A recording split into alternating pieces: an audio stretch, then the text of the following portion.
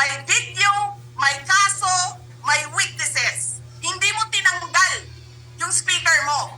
Pinabayaan mo siya abusuhin ang pera ng bayan.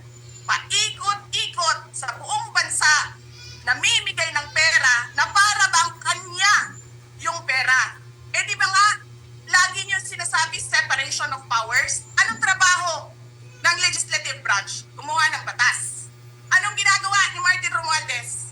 Nagdidirect ng DSWD, namimigay ng ayuda, nagsasabi kung anong bibigay, anong ibibigay, anong gagawin, sino ba ang presidente dito? Alam nyo, alam namin, mali ang ginagawa ninyo. Okay, tapos ka na ba? Saan mo dinala ang mga confidential fund? At saan mo ito ginamit? Sagot. Yung trabaho ni Romualdez na dapat ikaw ang tumatrabaho, ibinabatikos mo.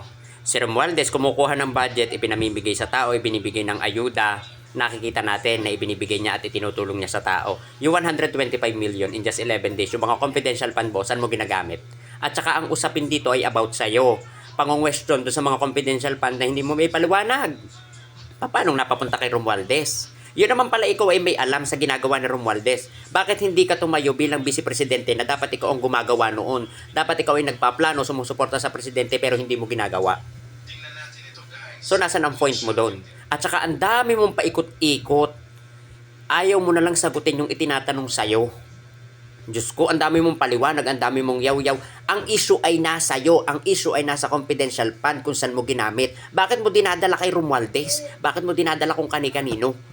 Diyos ko, natuloy nga kang abogado, hindi mo alam na ang tanong ay dapat ay sinasagot. Hindi ang tanong ay dapat tinatanong din. Buga. Buga. Buga. Kaya ikaw, BP Sara, tigil-tigilan mo yung paggamit ng kung anong ginagamit mo, nakakasama sa'yo, nawawala ka sa pag-iisip, no? Alalahanin mo, abogado ka, nagmumukhang busabos, keep safe and God bless. Nyaw!